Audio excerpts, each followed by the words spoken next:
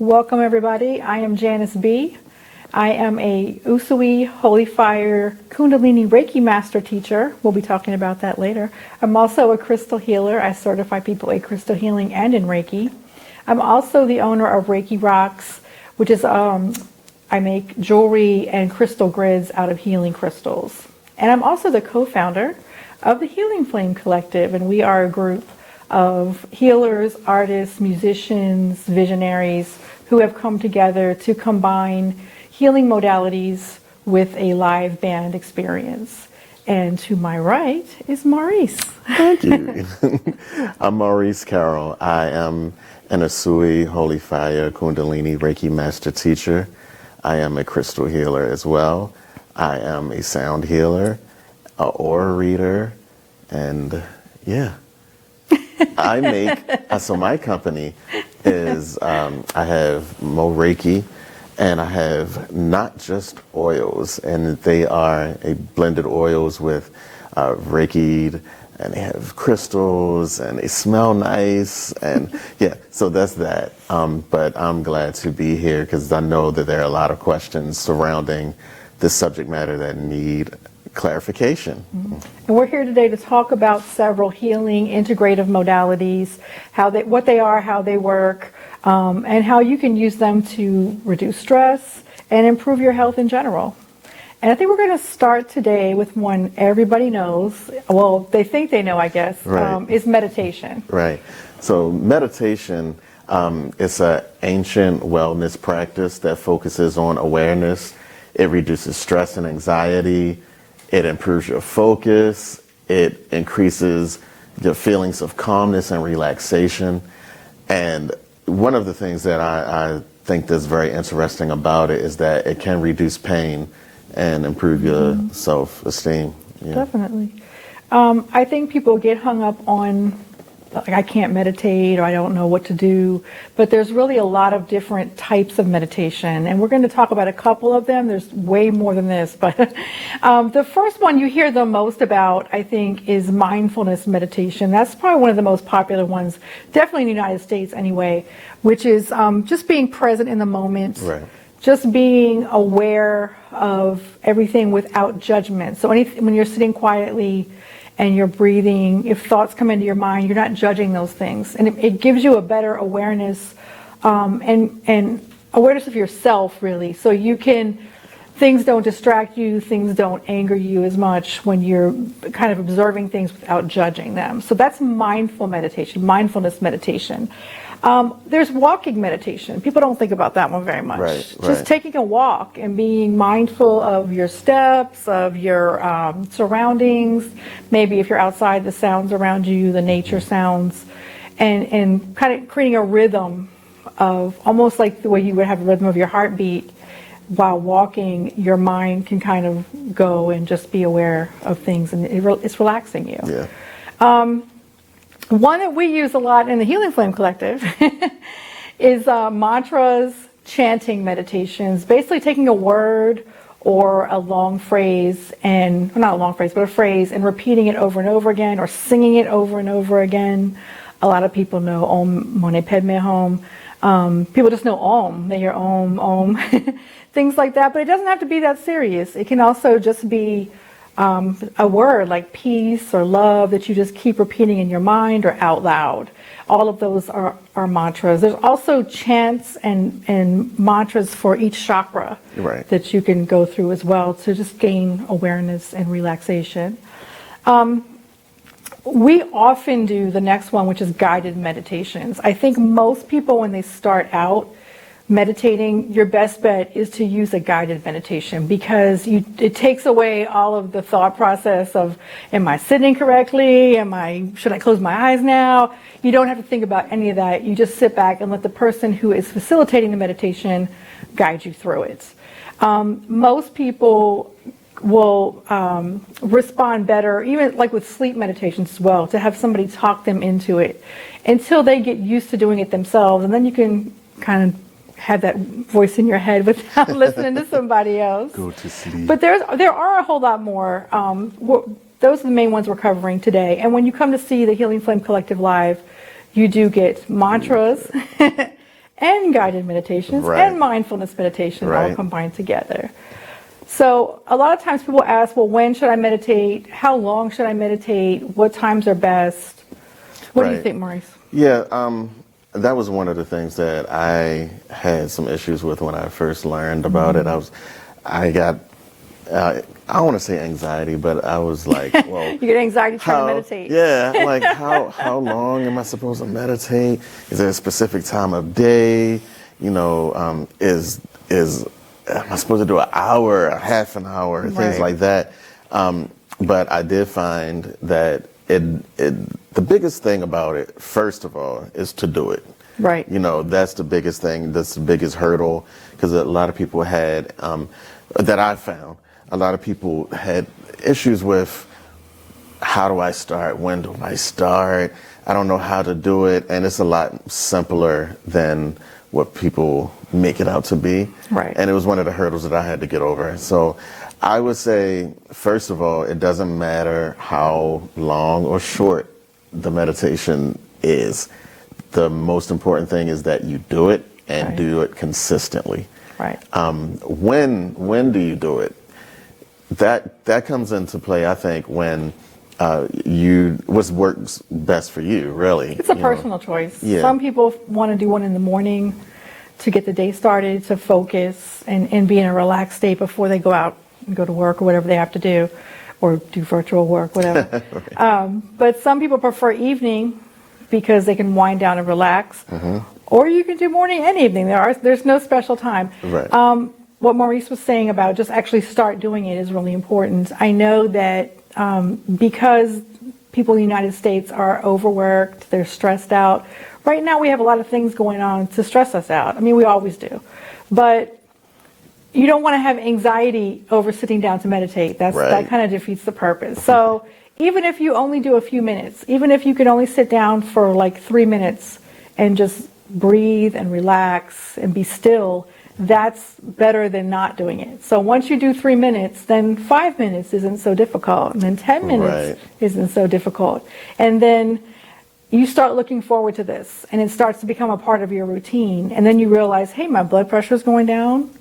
I don't get as stressed out as I used to. I don't get as angry as I used to. Things don't bother me like they used to. And it really changes your whole life without you even realizing how simply it can happen.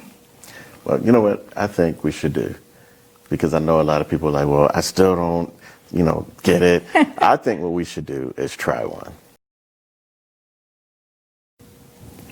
So let's all try a meditation together. It'll be a combination of mindfulness, because we're going to do a little bit of awareness of breath and the energy moving in your body. And it's also, of course, a guided meditation. So we'll kind of walk you through it just to show you how easy it really is. So let's just start by closing your eyes and get yourself comfortable wherever you are. If you're sitting in a chair, get yourself grounded in the chair and just relax. Allow your body to soften. Allow your muscles to soften, your shoulders to drop. Release the tension in your face.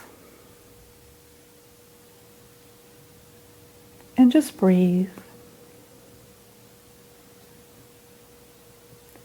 And let's just take a nice, deep, cleansing breath in. And let it all out. And let's do that again one more time. Breathe in real deep. And let it all out. And just breathe naturally, allowing your breath to move in and out at its own rhythm, at its own pace, without judgment. You may find that it speeds up sometimes, or it hesitates sometimes.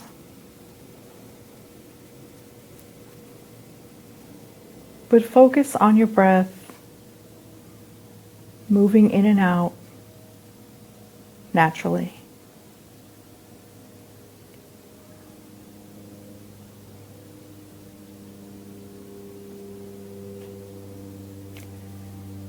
And set the intention to slow down.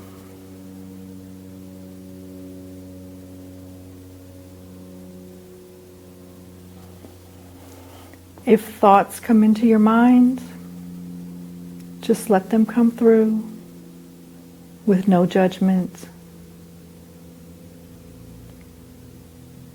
And just release them as you return your focus to your breath.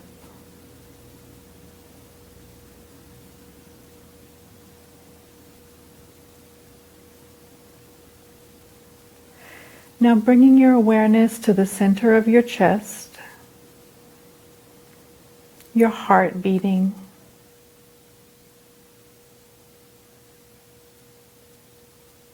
See if you can feel your heart beating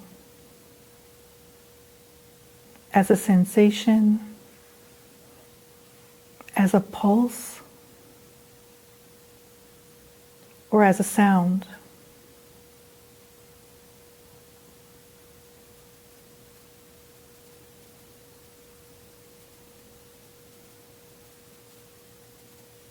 The beating of your heart, the pulse, moves through your body. And for a moment, bringing the awareness to your palms.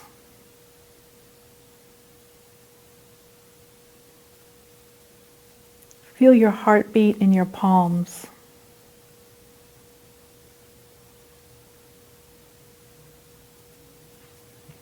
Again, as a sensation or as a sound. Feel your palms getting warmer with the beat of your heart, with your blood flowing to your hands.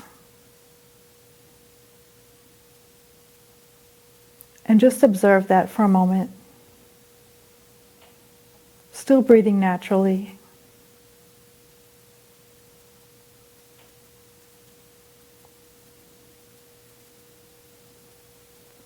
Now shift your attention to move that pulse, that heartbeat, that warmth to your face.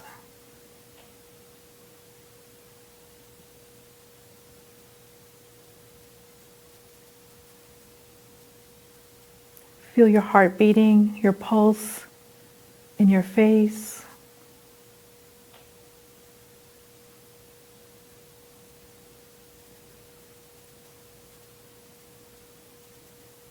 The sensations.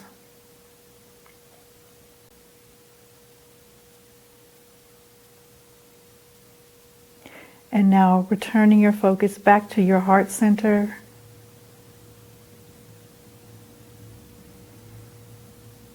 Breathing into your heart center.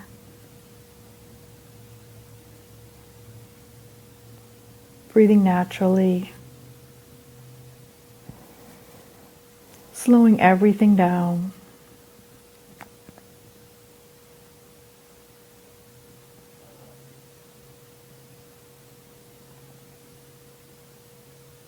Completely relaxed.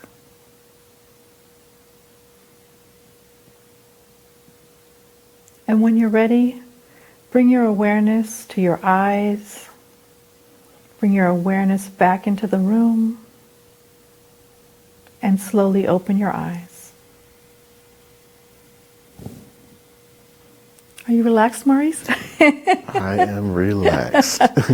The reason we often do guided meditations where we have you bring awareness to different parts of your body, like your hands and your face and your heart center, is to make people realize that you absolutely have control over the energy in your body at all times. So when you're tense, once you practice things like that, when you're tense, you realize, okay, let me just not be that way. Let me just move this energy from my shoulders and just roll my shoulders back and relax for a minute and bring my attention to my breathing. Because when we do that, we slow our blood pressure down. Our body isn't in an aggravated, inflamed state, right? When we're stressed out, the cortisol levels rise up. and the inflammation increases, and inflammation causes problems in our body. It causes sickness and disease in our body. So if we can just breathe for a few minutes a day, just sit like that. You don't have to do anything that serious, moving your energy to your hands and stuff like that, but just really focusing on your breath and taking a moment to be still. It's not about clearing your mind. It's not about shutting everything out. Right. As a matter of fact, if there's sounds around you, bring them into your meditation. Focus on that for a minute. It's not to clear your brain. It's to be still and be aware of the things that you're thinking about. You can see them moving through your mind. What am I going to have for dinner? I don't know. And just let it pass back out and go back to your breathing again.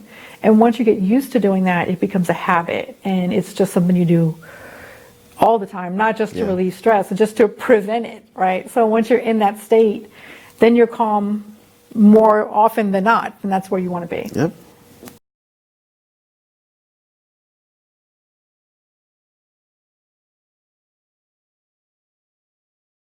Now, we get to talk about one of my favorite subjects. We're going to talk about sound healing. Sound healing is a meditative practice that uses sound and vibrations around and in your body. This is something that I like so much because it's both metaphysical and scientific at the same time. And musical. Yes, I love it so much. So, the types, let's go. There are a lot of opinions about sound healing. And in those opinions, we have a lot of people who throw that title on, which is fine, because, again, it's all about intention.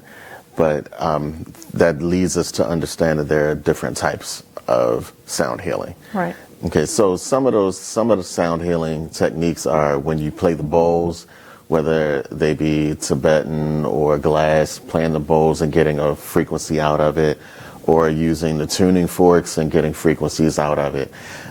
The most important thing when you're using these instruments is the intention behind it. Right. Making sure that your intent is to heal, your intent is to help.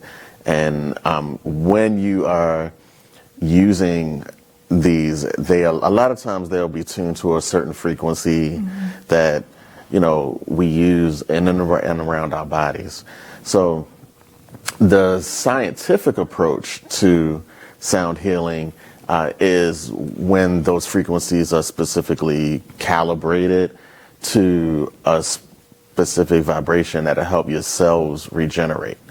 And so in that, I think that when you use both or either, that it's for a positive, uplifting, healing technique. I don't think you can, it's like a lot of people right now are getting into holistic things and practice, things that are ancient practices, and taking them and making them their own. And there's good and bad about that. But like Maurice is saying, if your intention is to feel better, and it makes you feel better to play this bowl, and you don't know what note it is, or what what body part it's supposed to go to, or what chakra, whatever. If your intention is to make yourself feel better and it works, then it's great. But that's not really technically sound healing. When you're talking about healing someone using sound, there are kind of specific parameters around that. And you can go have what they call a sound bath, where there's a lot of bowls and they're all playing at the same time, and gongs and all of this, and the vibration is amazing, but it's not necessarily aligned to specific things in your body. So it can be, but maybe not. So either way works. But I think when we're talking specifically, I know you, when we're really talking about sound healing, Maurice is very much about the definition, the detail, about actually using the right frequency with each part of your body, each chakra, which we'll talk about later. But there's a lot of other types of things besides bowls. So, everybody can't get their hands on a tuning fork or a bowl at all times. What you do have with you at all times is your voice. And you can use your voice to use techniques like we talked about, with the mantras and the chants. And when you use that, you can hone in on a specific word or hone in on a phrase, on a particular note, and hum it or sing it, or, long as you're using your body to get that sound out, that will help with all of the things that are happening internally. I like it also because, and just we talked about meditation, when you are using your voice as that key to kind of help you, it helps you focus in as well, because when you're singing, it shifts something in your mind where you're concentrating on what is coming out. Right. So vocal sound healing is. And vocalizing is a release anyway. So, Absolutely. They have not even talking about sound healing, but just telling people to go out and scream, just to let things out. Same principle. Just using what you already have to align yourself better and let go of all the tension in your body, especially in your throat. A lot of us in our throat chakras, right? And breathing. It helps with breathing as well. It does. I just made a face at Craig, so now. So with singing, using your vocals, with the breathing, when you're playing the bowls, when you're playing the forks, a lot of times we find out that they are all tuned to chakras. Right. And we often throw that term around, and some people don't know what a chakra is. Right. So let's define what that is, and so that you guys can understand what chakras are. So chakras, first of all, chakra itself is a Sanskrit word that means wheel. And they relate to the energy centers in your body. There are a whole lot of them, but for the most part, most people know about the main 7 ones. And when we work with all these modalities we're talking about, whether it's sound healing or bowls or chanting or whatever we're doing, even meditation, we can do chakra meditations. Mm-hmm. We're talking about aligning all the energy centers through your body. So the main ones people work with are 7, right? So the first one, and we go from bottom to top. So the first one is the root chakra. And it's the base of your spine. And generally the color red is associated with that. And it represents your safety, your security, the things that make you feel comfortable in your skin, really, and grounded to the earth. And the next one up is sacral, which is orange. And that chakra is for creativity and passion and sexuality and spontaneity. The next one up, which would be above your navel and under your breastbone, I'll demonstrate on myself, is the solar plexus, which is yellow, solar like the sun. And that's your power center. So your confidence, your leadership skills, also your joy and your happiness and security in yourself. The next one up is the heart chakra, which is green. And that's, of course, heart, love, compassion, love for yourself, forgiveness of others, forgiveness of yourself. Definitely the center of the energy through your body, right, is your heart. The next one up is your throat, which obviously is your neck. And you're all this area here. And it's usually blue, a shade of blue. It definitely, of course, is your voice. It's also about your ability to speak your truth. It's about not being uncomfortable with silence. It's also not being afraid to speak up or being shy. So the next one up is the third eye, or the brow, whatever you want to call it. Mm-hmm. And this one is normally purple. And of course is your intuition, your all-knowingness. Just when you have that feeling like you know something's going on, it's from the third eye, right? Your awareness. Awareness of things that aren't always seen right in front of you. And the last one, number 7, is the crown chakra. The crown chakra is the top of your head. It's your connection to divine energy, the heavens, whether you worship a deity or not, whatever you connect to, that's your awareness, and your connection there is your crown chakra. Sometimes you'll see it a magenta color. Sometimes it's white or just like a really light pink color. Mm-hmm. But those are the 7. Those 7 also have mantras that go with them.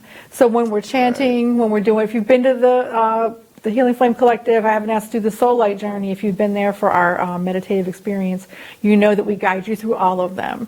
Should I try to test myself on what they are all the way up? No, let's. I think what we should do. Let's. We should let's go make to them you. come listen to the Soul Light Journey. Yeah, I Yeah, agree. right. Okay, we'll do I that. agree. But what we can do is go to one of your favorite subjects. Uh-oh.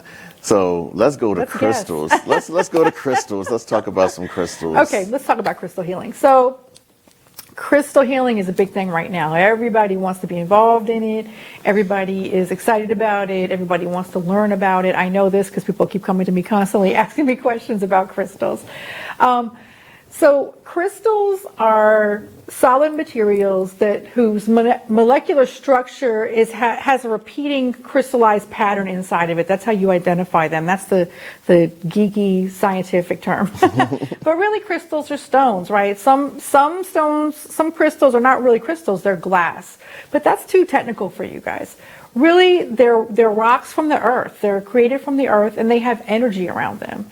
And the bigger the crystal is, it stands to reason, the bigger the energy field is around it. You kind of feel like the energy moves around the crystal. So whether it's a little teeny weeny crystal or a big crystal, they all have energy, and they all work together, and they have different properties for different things. So a lot of you guys know rose quartz. That's everybody's common one they know. Right. The first one they grab is rose quartz or amethyst, right?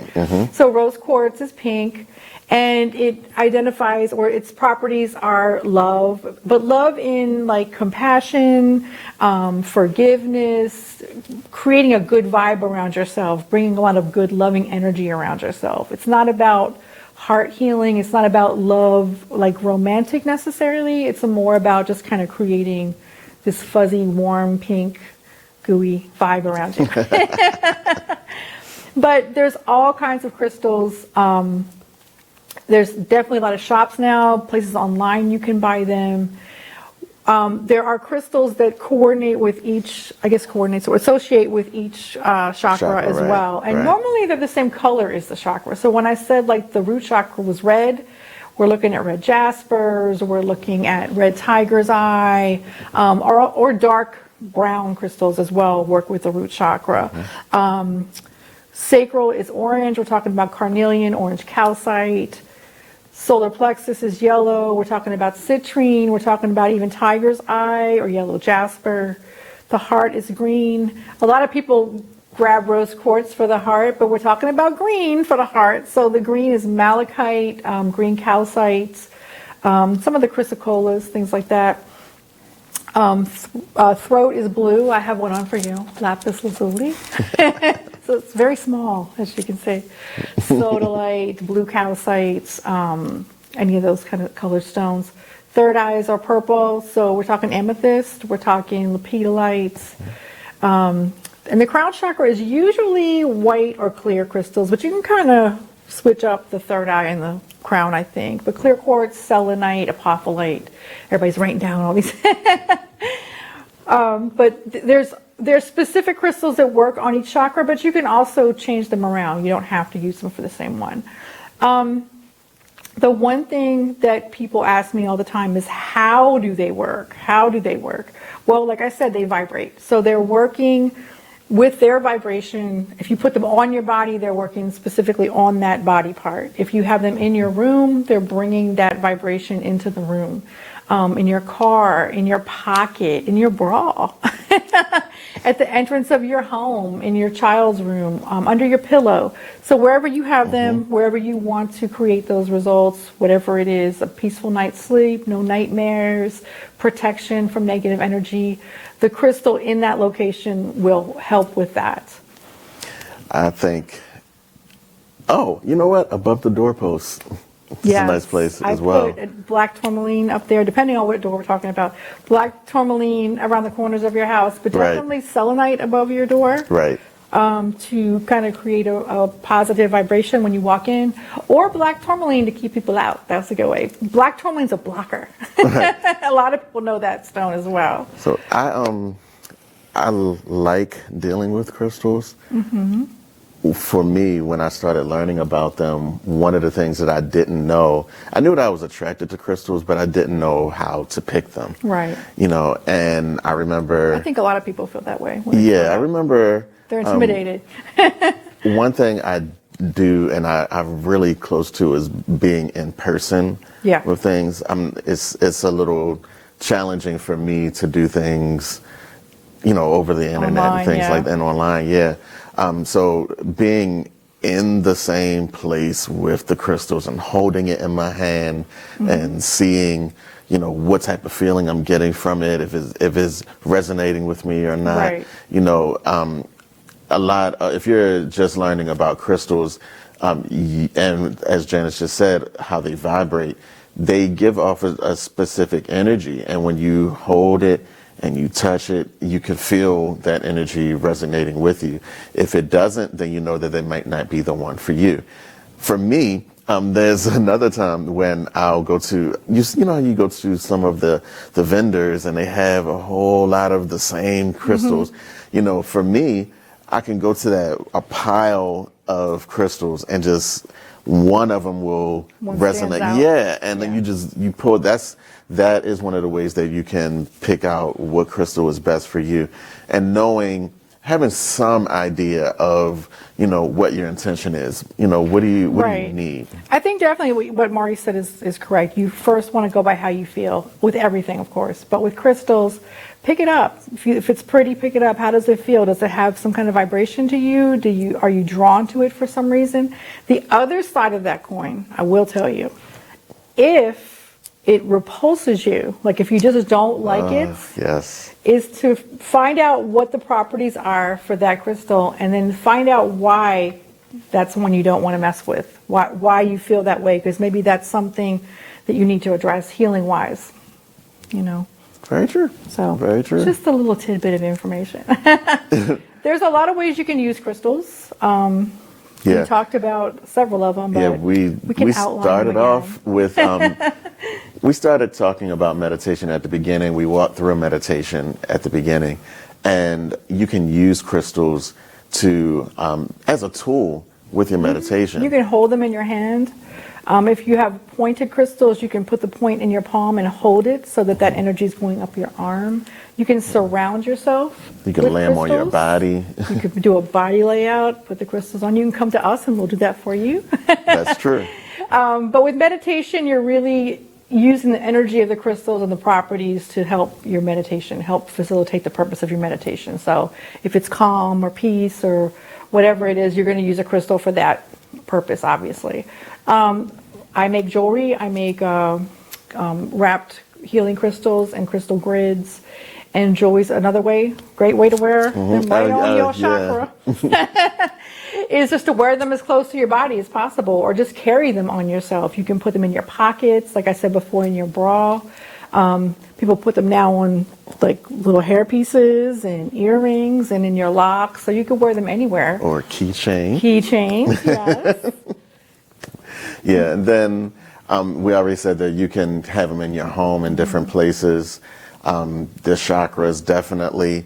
And, there are some places where you can get the chakras and the stones are already in package, prepackaged for you.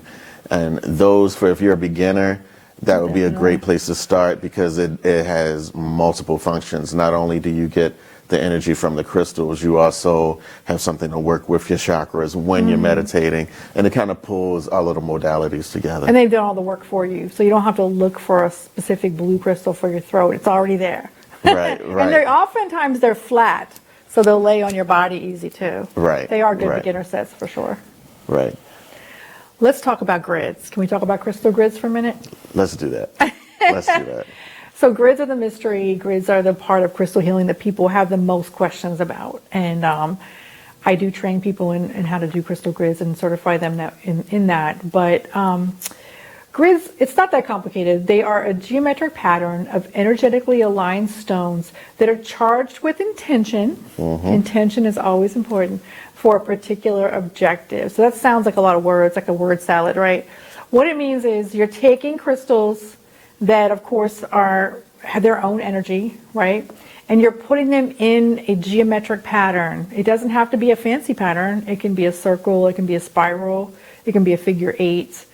And that movement of that grid, that sacred geometry or that geometry shape with those crystals increases the energy flow of that intention. So if I'm trying to make protection in my home, I'm going to align stones that are for protection. And I'm going to have stones that amplify those stones in that pattern. It's a pattern. It's a movement, just like everything in the universe, right? It's all energy. It's all moving. And it's amplifying that energy for that purpose in that area. It doesn't have to be like a ritual thing. Like a lot of people think it's like a ritual thing on your altar. It can surely be on an altar if you have one. It can hang on the wall. It could be in your desk. It could be under your bed. It could be at the entrance of your home, a car, anywhere you want to have a grid, anywhere you want to do it, in your garden, anywhere you want to amplify an intention with stones. That's a grid, and you activate it. I'm giving you too much info. I got to teach you that. But you activate the grid, and that's how it works. So it's really not that big of a mystery. If you figure if one crystal has that energy, and you put a whole bunch of crystals in a pattern that has a movement to it, and then other crystals to amplify it, you're just going to create more energy, right? The flow is going to be better.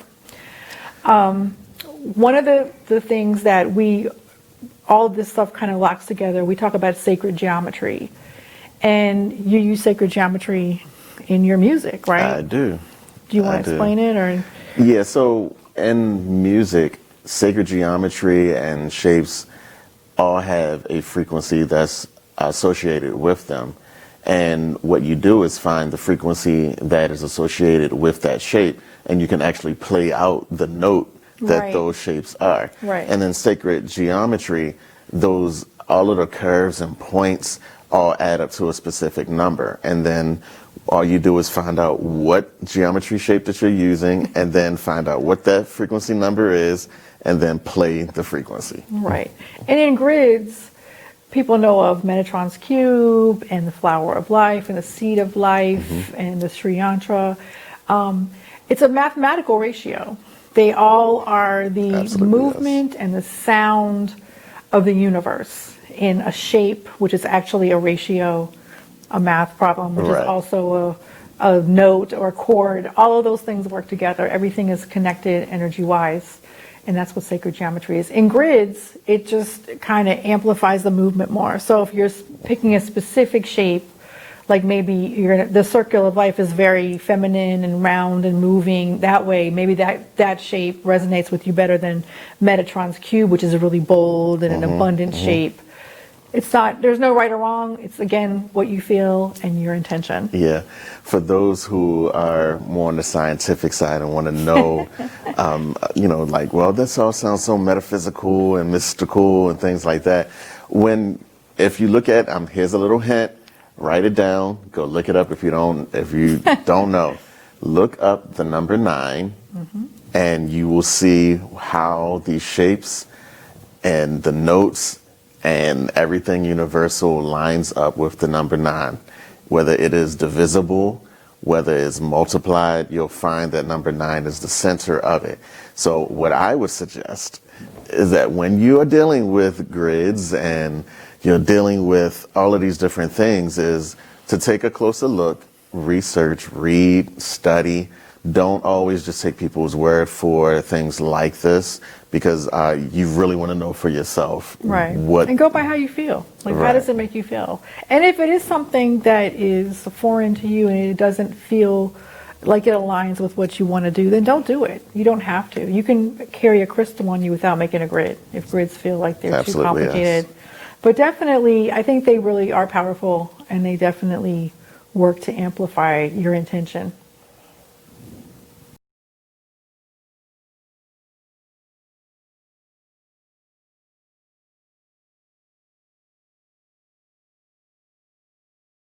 So when we introduced ourselves, we used the term Reiki master. That's our Reiki master teacher. Our title after our name, right? Right. There may be some people that don't know what Reiki is. I'm pretty sure there are. And some people may have heard the term and maybe mispronounce it, which I've had happen. And what we're going to do, let's talk about what Reiki is, and we're going to talk about some other things that'll bring you in a little bit closer about the title that we told you we are. We like talking about Reiki. A lot. So Reiki is a Japanese technique for channeling life force energy to align the client and remove blockages that promote healing and is also stress reduction. All right. So when we talk about Reiki, That's the PC version, kind of. yeah, and we need to break that down a little bit. We might want to say what life force energy is. A lot of people have an issue with that. They don't understand, So it's like the energy that runs through every living thing is life force energy. And when you're doing Reiki, that's what you're working with. And the same thing with acupuncture and Qi and Qi, like Qigong, things like that. Reiki, Qi is life force energy. So that's what it means. I just know people are going, what's life force energy? That's true. That's true.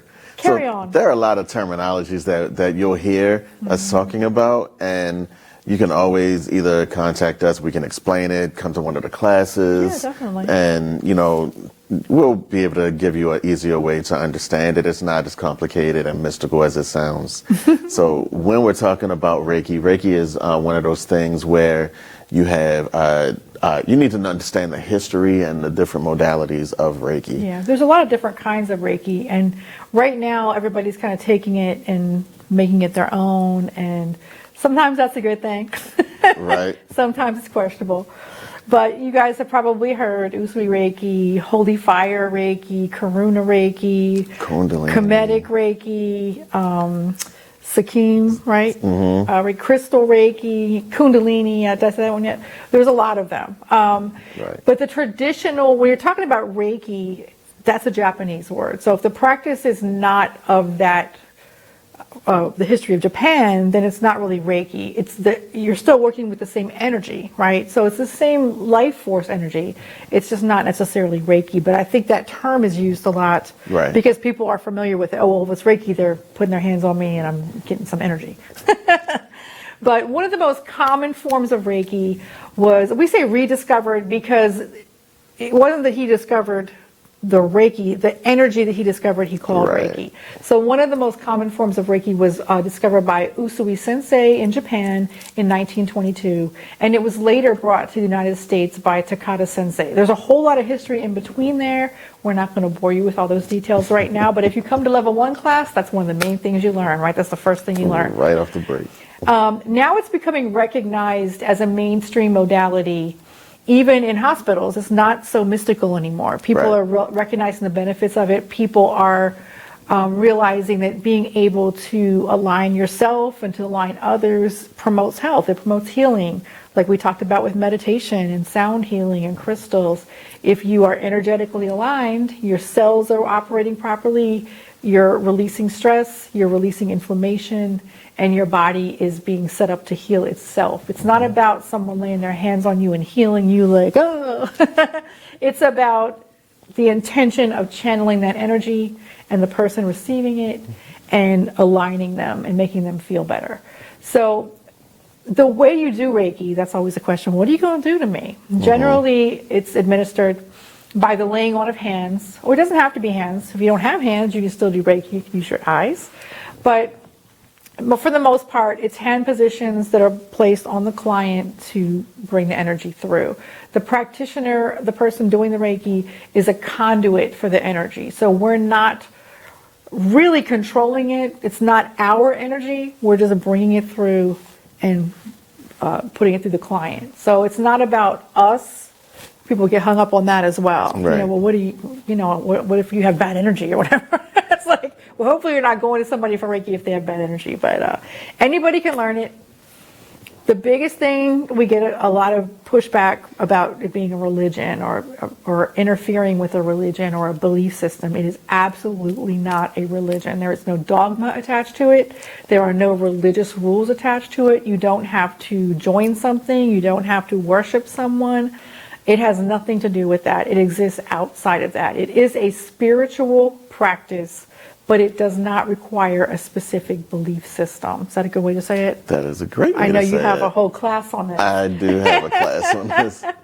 And the reason being is that in organized religion, there are, you have questions. You know, and then sometimes you have things where you're like, oh, I'm gonna stay away from that, and a lot of times it's because you don't have enough information on it. Yeah, it's a lot of fear without knowledge. Yeah, and one of the things that I do in my class is explain how Reiki works and how it can be a tool to use with your religion Absolutely. or with your spiritual practice, and how it's not attached to anything else. Like, you don't have to worry about it interfering with your beliefs and interfering with your alignment, things like that. This is something that is powerful to use no matter what your religious practices are. I think also, and some people have mentioned this, some of our students have mentioned this, that I do believe that most people who practice Reiki do have some kind of a spiritual belief. They do have some type of a belief system. It may not be in an organized religion, but it could be. It could be Christianity. It doesn't matter how you worship. But most people say it makes them feel closer to that source because they're becoming aligned, they're becoming awakened, they're opening themselves up to recognizing the power of their own energy, the power of their own spirituality, and that connects them closer to source energy. So I think that's the issue with a lot of churches. I'm not going to say it's not really religion, it's the churches and the system, the business system, that doesn't want you to do that, because if you do that, then you're probably they'll think you don't need them. But it doesn't have to work that way, right? Most people who practice Reiki have some kind of a spiritual connection, whether it's God or some other, but you don't have to be, you don't have to abandon your beliefs. That's probably the best way to say it. You don't have to abandon your belief system to receive Reiki or to give Reiki. So if I'm a Buddhist and somebody else is a Christian, I can still give them Reiki. They can give me Reiki. It has nothing to do with that. It's really about love. It's about giving someone good energy. It's no different than doing a prayer circle for somebody or laying hands on somebody or just hugging somebody. When you touch someone with the intention of healing them, making them feel better, they feel better, right? So it's a similar process that way. But with that said, though, Reiki isn't something, even though anybody can learn it and do it, it's not something, involved. You can't just come in and be like, okay, now I'm a Reiki master. You have to get some training. There are some certifications and some steps that you have to take to practice this professionally. And a lot of people didn't know that, and it's a lot of information that you have to learn. I think just like anything else, and we talked about the crystals, you were talking about not wanting to buy crystals online. Same thing with learning Reiki. There are classes online. I don't recommend them. I feel like anything that's energetic, no matter what it is, you want to experience it in person. And the people you learn from, it's an important decision. A lot of people don't know that. When they start Reiki, they don't know what they're doing. They hear about it, they go take a class. A lot of times it's word of mouth, whatever. But you want to make sure that somebody who is certified is teaching you, because that's where the problems come in. This person was not attuned properly. This person was not attuned at all. This person just decided they were going to practice Reiki, and now they have all these classes, and that does happen. Right. So you just want to be careful and make sure you're dealing with a certified Reiki master teacher. There is no, licensing for Reiki practitioners, which is why there's such a wide amount of people that you can go to and not know whether they're certified or not. But there are specific levels, especially in Usui Reiki, the traditional type. Level 1 is the first class you would take. That's the introductory level. That's the level that kind of opens you up to be able to give Reiki to yourself, to your friends, to your family, to your plants, to your pets, to your food. Just basically getting you opened up to use Reiki in your life. You don't have to go any farther than that. You can just stay like that and not be a professional level. The next level is level 2. Level 2 is the professional level. That's where you will learn the 3 major power symbols. You'll learn how to do distance Reiki. A little bit more work with chakras, a little bit more client work, as if you're working on a client, because once you get certified in level 2, you're able to go ahead and start taking clients and charging. Level 1, you can't charge. Level 2, you're professional, you can charge. You can stop there, right? Or if you want to go all the way with your certification, like I did, saying I'm not going to teach Reiki, but I'm going to go ahead and take it anyway. Right. Traditional Usui Reiki has a level 3, which is called the A.R.T or Advanced Reiki Training Level. It's actually a master practitioner, they called it. This was developed when they brought Reiki to the United States. Some of Takata's masters wanted to make the master symbol available to people who didn't want to teach. So there is a level 3 in traditional Usui Reiki. I don't teach a separate class level 3. And we were originally certified in Holy Fire, which combines level 3 with the master teacher. So the next level up, level 3, you know the master symbol, but you're not a teacher. You can't teach Reiki. The next part is a 2-day class, which would be the master teacher. And that's to learn how to give attunements, much deeper understanding of Reiki, much deeper, more powerful attunements, past life things, all of that stuff into one. And a whole new way of doing Reiki, basically, with a different symbol. If you're Holy Fire like we are, right now we're combining those classes as a 3-day class, so there's no level 3 with us. And honestly, I don't think there should be a level 3. I know some Usui Reiki masters that don't teach a level 3. If you're a master, you're committing to be a Reiki master.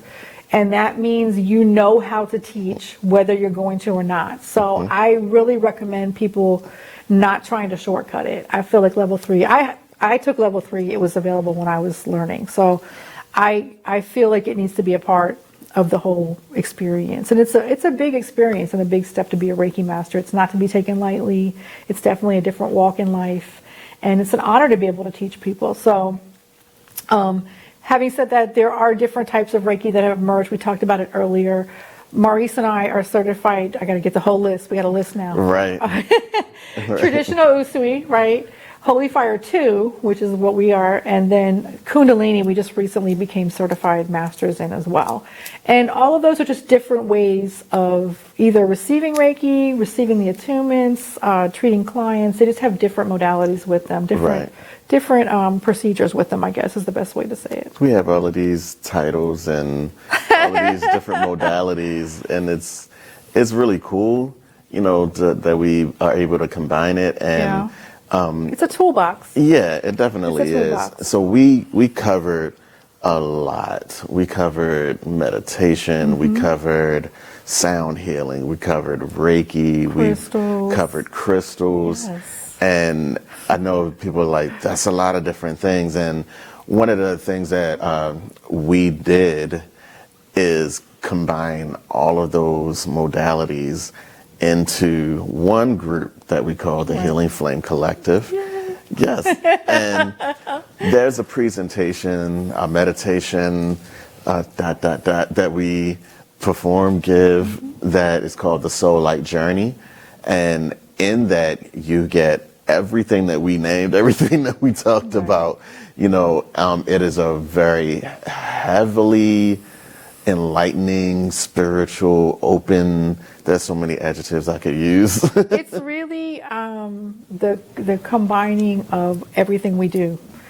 And that's kind of the road we were on anyway. We were musicians, we were creators, we were artists, we became energy workers, healers, if you want to call us healers, sound healers, crystal healers. Maurice reads auras, I do intuitive readings, I do clairsentient work. And all of that stuff, Reiki, all of it came together. And we were like, let's make this a thing, let's make this a group. And that's the Healing Flame Collective. And so right now it's 5 of us, I think, on stage right now. But we do have several people who are in the group that do other things or may play another instrument as well sometimes. It's kind of a changing group, but everybody brings something different, whether it's vocals, Reiki, sound healing, chants. What am I missing? Meditation. It's a guided meditation. It's an experience. It's not just meditation. It's not just chanting. It's not just music. It's not just Reiki, but it's all of those things in a live band experience. So we're doing this for the audience. And we created it so that anybody could either listen to it, just listen to the track and go through the meditation. It's definitely a guided meditation and experience that way. Or come and participate live with the meditation and the chanting, and it's really a powerful experience. It It definitely definitely is. And we'll be doing it again, but definitely check us out. I think we're going to show you guys a clip, Yeah, just so you can get an the idea. Soul Light Journey, how it works. Yeah. You can also purchase the whole studio version of it on Bandcamp under the Healing Flame Collective. Right. So look us up. I'm Janice B. And I'm Maurice Carroll. And we're the Healing Flame Collective. We're part of it. Thank you so guys. much. Welcome to the Soul Light Journey. Breathe in and out.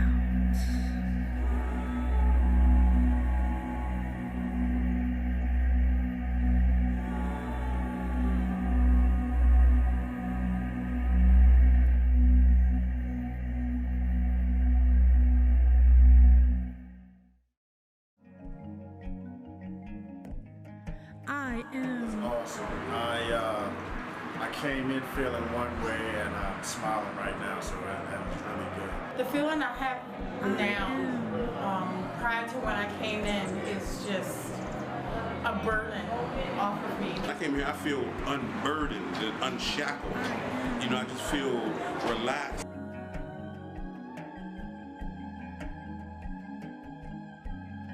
And so it is.